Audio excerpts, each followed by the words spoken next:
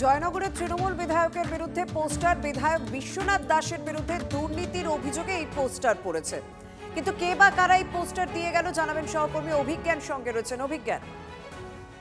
জয়নগর বিধানসভা এলাকার দুটো যে ব্লক রয়েছে, জয়নগর 1 নম্বর এবং 2 নম্বর ব্লক এলাকায়, সেখানে রাতের অন্ধকারে জয়নগরের বিধায়ক তৃণমূলে যিনি রয়েছেন বিশ্বনাথ দাস, তার বিরুদ্ধে দুর্নীতি সহ একাধিক অভিযোগ তুলে পোস্টার এবং লিফলেট সেখানে বিলি করা হয়েছিল।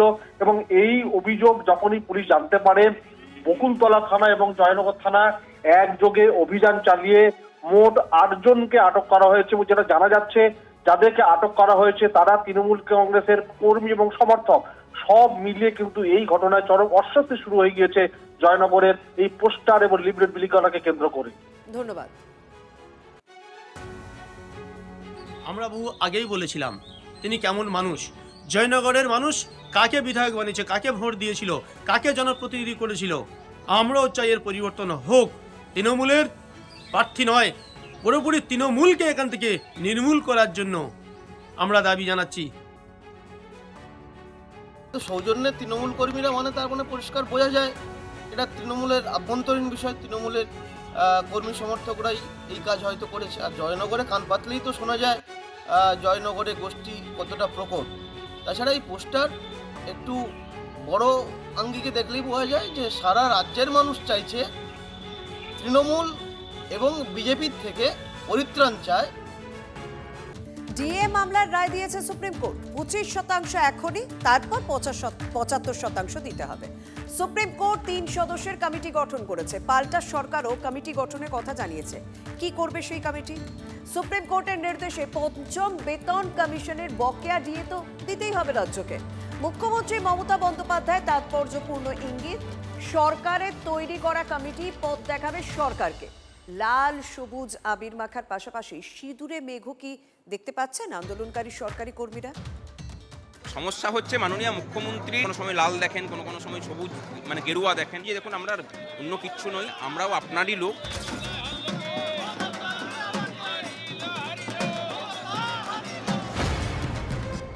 লাল, হলুদ, সবুজ আবির সব রঙে গায়ে লেগেছিল ডিএ আন্দোলনের নেতাদের।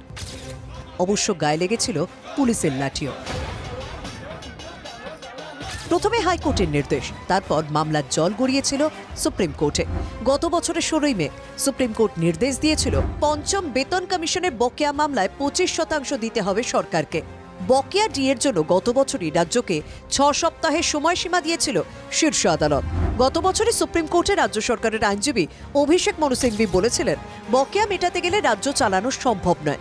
সেই আবেদন শুনেই অন্তত 25% বকেয়া মেটানোর নির্দেশ দিয়েছিল সুপ্রিম কোর্ট। কিন্তু তারপরেও ডিএ মেটেনি। এবার সময়সীমা বেঁধে দিয়ে কড়া নির্দেশ দিল আদালত।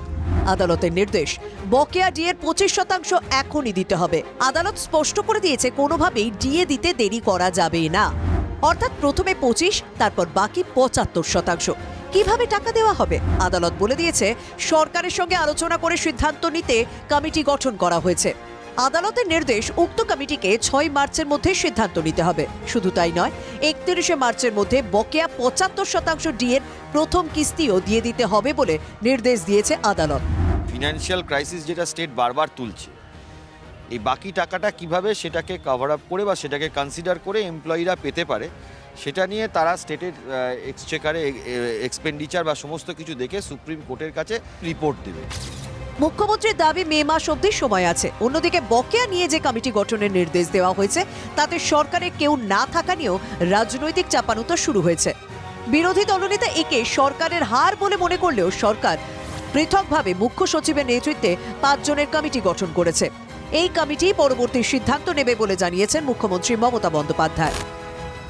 যে কমিটি এটা রায়টা দিয়েছে তাতে 3 জন সুপ্রিম কোর্টের জাজ ছিলেন আর 1 জন ছিলেন ক্যাগের। কিন্তু আমাদের ওয়েস্ট বেঙ্গল গভর্নমেন্টের কোনো রিপ্রেজেন্টেশন ছিল না। আমরা অলরেডি একটা নেক্সট কোর্স অফ অ্যাকশনের জন্য একটা কমিটি তৈরি করেছি চিফ সেক্রেটারির নেতৃত্বে, এবং ওরা তো মে মাস বলেছে, এবং তারা কথা বলে তারা যেভাবে বলবে আমরা সেভাবে চলব। অবসরপ্রাপ্ত বিচারপতি এবং ক্যাগের প্রতিনিধিদের নিয়ে কমিটি করে দিয়েছেন, যাতে রাজ্য সরকারের কোনো প্রতিনিধি নেই। রাজ্য সরকারের খবরদারি, মাতব্বরি সমস্ত চক্রান্তকে সুপ্রিম কোর্ট আজকে ধুয়ে মুছে সাফ করে দিয়েছে।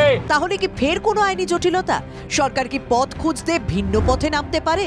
আশঙ্কা পুরোপুরি উড়িয়ে দিচ্ছেন না আন্দোলনকারীরাও। মাননীয় মুখ্যমন্ত্রী আগের বার যেভাবে 25%কে না দেওয়ার সাহস দেখিয়েছেন, এবার যেন আগুন নিয়ে খেলবেন না। 30শে মার্চের মধ্যে ঘাড় ধরে সরকারকে মানাতে বাধ্য করবে। জ্যোতির্ময় কর্মকার, শ্রাবন্তী সাহা এবং সুপ্রিয় গুহর রিপোর্ট, TV9 বাংলা।